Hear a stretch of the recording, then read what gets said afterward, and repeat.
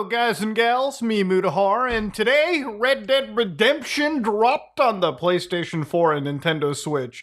Now, I know some of y'all PC gamers out there are like, no, not really. Because, ladies and gentlemen, this would be a bigger deal to me had emulation not taken over.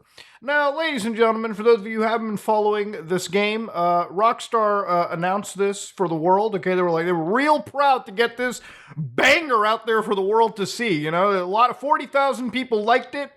Nearly 289,000 plus people disliked their trailer 10 days ago. Now, I was one of the people that disliked it because, ladies and gentlemen, they decided to port a game from a decade ago. Over a decade ago. All the way into the future for $50, okay? That's a port of the game without the multiplayer, okay? And with barely any enhancements. Now, I'm sure there's going to be people, but Muda, what about the people that haven't played Red Dead Redemption? Now, for them, spending $50 for a few hours of, not a few hours, tens, maybe 100 hours of content. It's been a while since I've really 100%ed Red Dead Redemption, but it is a pretty beefy game. So for a lot of those individuals, buying a copy of the game on the PS4 and Nintendo Switch, all right, so they can play it on the toilet or play it on newer systems, may be something that's worth it, okay? Now you might be wondering, whoa, do they not care about Xbox? Well, ladies and gentlemen, you can buy the game on Xbox Series systems, Xbox One systems, and run it through emulation, which according to Digital Foundry, recently I've been watching, some of their coverage. They actually released a video today, so if you're really interested in how much of a massive difference, or lack of, exists in this $50 fucking port, then give their video a watch. But a quick little glimpse from their video will show you that, yeah, not much has changed from the PS5 version, which has no enhancements, versus the Xbox 360 version running underneath emulation. Yes, this is an emulated version of the game. This is not, okay? Now, you might be wondering, okay, maybe the game runs at 60 frames. Ha! Ha! No, it doesn't. It actually does not. In fact, what's really wild to me is underneath emulation, this game does actually run under 60 frames. Now, anytime I make these videos, it's not really about complaining about the situation. It's about showing you, ladies and gentlemen, that you too can achieve this same level of gaming quality for literally a much more respectable price tag. If you go to Amazon right now, you can buy the Xbox 360 version of Red Dead for $40, okay? That includes the base game, the DLC, and the fucking multiplayer, okay? You can buy the PS3 Game of the Year version for $29.99. This is Canadian pricing, by the way, too, so it looks even cheaper if you're an American. That contains the base game, the Zombies expansion, and the fucking multiplayer, okay? Now, you can back these games up and run them underneath a emulator of your choice. Xbox 360 players can use Xenia and get 60 frames per second. Hell, I'm not even messing around, ladies and gentlemen. There are handheld gaming devices that you can install Xenia onto and play the game at 30 frames per second. Even up to 60 if you're lucky. And of course, PlayStation 3 lovers, you too can use RPCS 3 and play the goddamn game on your fucking PC. Now you might be like, but Muda, I don't have a NASA space-grade computer. Aside from the fact that RPCS 3 is actually getting better and more optimized, the Xbox 360 emulator Xenia actually works surprisingly well on medium level gaming computers. Even some entry-level players can play the game at 30 frames or up to 60. Because of the differences in how the emulators work. If you're going to emulate Red Dead, use the 360 version. It just gives you 60 frames. You can up the resolution if you want it. It's just easier to use. Hell, if it can run on a handheld gaming device, I'm sure it can run on anybody's budget to mid-range gaming device too. No, you don't need a $6,000 computer to achieve such an effect. That would be fucking stupid. Anyways, ladies and gentlemen, this is just me bringing up the fact that these games are priced better if you buy them right now in the third party at this moment in time. And I'm also saying this because I like to nip the piracy argument pretty hard for a lot of people who say anytime I bring up emulation, I'm telling you to download a game. Don't download the ISO file. There you go. I don't condone piracy.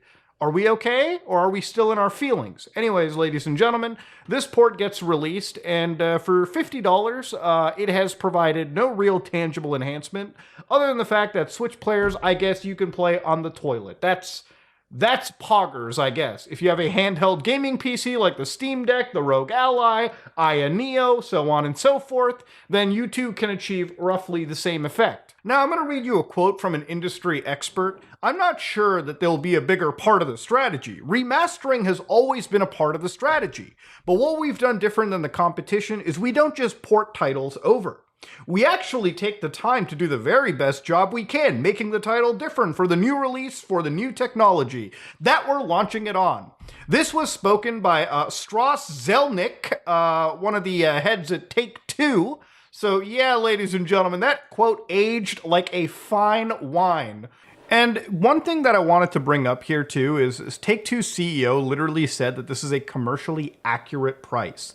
You know, if this game was priced at like $30 US, I don't think anybody would really have that big of a complaint. I think that's a fair amount. $29.99 for a port of this game would be okay. But for $50, almost the price of a full game, why am I paying for a title that has barely any effort put into it? You know, this is also indicative of other game publishers too. Konami wants to release the Master Collection onto Steam, the PC, and they've said in 2 months they're going to release a game for $80, so all of these Metal Gear games. Yet they have said it requires a controller to play. Playing with a keyboard and mouse isn't supported. We are getting to the point where a gaming company feels that they can release a fully fucking priced title on the PC without even supporting the most basic control types imaginable. And you know what? People will buy this and people will defend it knowing full well that they're getting completely toasted for the amount of money that they're spending and the amount of product they're actually receiving. These are not crazy like games that have been remastered. Hell, Metal Gear Solid 2 and 3 are confirmed to be from the HD version of the game, which already exists and it's already ready to go. Because this is the same company, the same parent company that's willing to release this bog standard port over to the PC. No, not the PC, the Switch and the PlayStation 4. Now, I shouldn't just be getting outraged at Red Dead Redemption. I should also be outraged at the fact that they've done the same thing to LA Noire. Bethesda has done the same thing with Skyrim on nearly every single platform known to man. Why Skyrim launched on the Switch for $60 is a laughable endeavor to me. Why Bethesda can believe they can consistently keep releasing Skyrim for full price with the most minimal of upgrades on the PlayStation 4 and the PlayStation 5 is beyond me. Of course, you know, remasters weren't always like this. There are a lot of companies that treat remasters with a lot of care. For instance, EA and BioWare, I know, I'm bringing up EA for example. They released Mass Effect Legendary Edition, 60 frames per second, literally brought back nearly every DLC save for one, all in one convenient package on 2 discs spread across multiple systems. Now yes, the multiplayer for Mass Effect 3 is missing, and while I wish it was part of the package, unfortunately it is not, and what they have done is provided a great Mass Effect 1, 2, 3 experience all the way through. Now, this is one thing that I find really laughable about the multiplayer argument too. I have heard from comments, I've read comments where people have said, who played the Red Dead Redemption multiplayer? I did. Me and my friends did. Hundreds of thousands of players did. I would even go as far as to say millions might have over the course of the 360 and the PlayStation 3's lifespan. Just because you didn't play it didn't mean that we didn't play poker, you know, tie each other onto the train tracks, or, you know, fuck up Thieves Landing or Armadillo together, okay? Multiplayer is something that has existed in numerous 360 PlayStation 3 games. And as the PS4 and the PS5 generation kicked in with all these remasters, unfortunately, a lot of these PS3 360 era games and some of their interesting multiplayer components have been gutted out. For instance, Assassin's Creed Brotherhood. You won't see any of that multiplayer touch the Ezio collection. Last of Us 1 remake.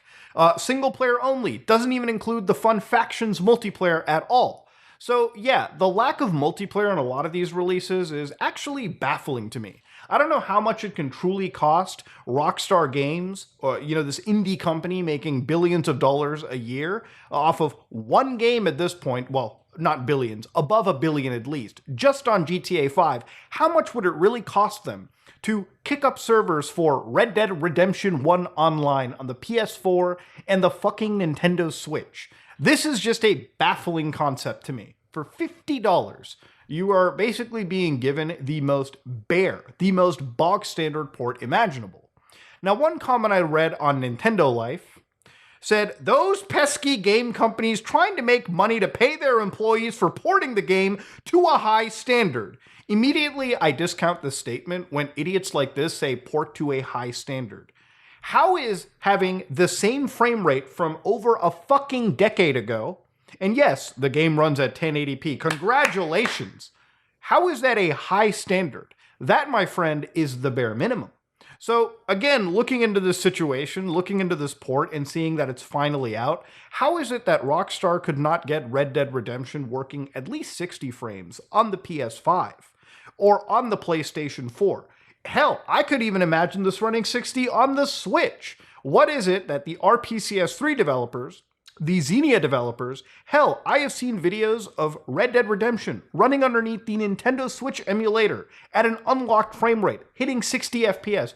What is it that the emulator developers are doing that somehow runs Red Dead Redemption fine without any bugs at a higher frame rate, yet that these developers Rockstar is contracting out to cannot achieve the same effect? This is something that is wholly baffling to me 100%. You know, it's funny because, like, even reading, IGN articles where they talk about, hey, Red Dead Redemption's latest ports include a bump in resolution. Really? Thank God for that! But of course, Digital Foundry comes at us with an amazing quote here that I think really brings this up into, it really succinctly, briefly explains the problems. There are no upgrades to textures or models, no high frame rate option for PS5. The UI is still composed of 720p assets. Yes, they did not even redraw the assets to make them look sharper on a 50+ inch display. There's no version of the updated game for Xbox consoles because you didn't need to. Everyone could just emulate an equivalent version anyways. No version of the updated game for PC, but you bet they're going to release it if this version doesn't sell 6 months down the road. No new post-process effects. It has an animation issue during some cutscenes. Baffling. And of course, it's far from the premium remastering effort that the game deserves, especially for the price. Yeah, I would 100% agree. After having played this game and looked at the footage of these new releases, this is the most bare minimum any company can put into their product, period. And I've seen reports of apparently this breaking the charts on PlayStation and Switch, and I haven't seen it proven whatsoever. It might be wishlisted, but I don't genuinely believe this is somehow the #1 top-selling game on the PlayStation Store or the Switch Store. And if it is, it's pretty indicative of a bad moment in gaming culture right now, where the consumer, the problem lies in the consumer, who's willing to pay $50 fucking for bare minimum effort put into it. You know, ladies and gentlemen, this isn't like the GTA Definitive Edition. At least there, you can have sympathy, because they tried to remake 3 games at a time for $60. I actually don't even think that was a bad price. $60 to have something as meaty as San Andreas alone is a massive GTA game. Then Vice City, and the least amount of gameplay would probably be in GTA 3, but that's still not a small game, period. 3 games for $60 that actually had visual upgrades, remakes, would be good had they achieved a good quality for that release. You know, we're talking the game ran well, didn't have the amount of bugs that it did, and if they were dropping GTA Definitive Edition, at least, and I mean at least, try to bring back some of those original songs. I get some record companies are assholes, but at least try to get Billie Jean back on the goddamn thing. Ain't no way you're playing Vice City without no Michael Jacksons. But of course, going into Red Dead, this is a $50 game, one game that they're releasing with barely any upgrades, period. Ladies and gentlemen, it's a $50 game that has a chunk of its gameplay missing, the multiplayer. And yes, while they give you the standard game and Undead Nightmare as part of a package, that's cool and dandy. But this is just a bad, lazy fucking port of a 10-year-old game that you're paying premium prices for. Ladies and gentlemen, I just wanted to bring this up because honestly, if you wanted to replay these games, save yourself the hassle, save yourself the money, in my opinion, and just start emulating this, okay? Buy it cheap off of Amazon somewhere, back it up to your goddamn system, and just play it there. it is what it is, ladies and gentlemen. And yeah, if you like what you saw, please like, comment, and subscribe. Dislike it if you dislike it. I am out.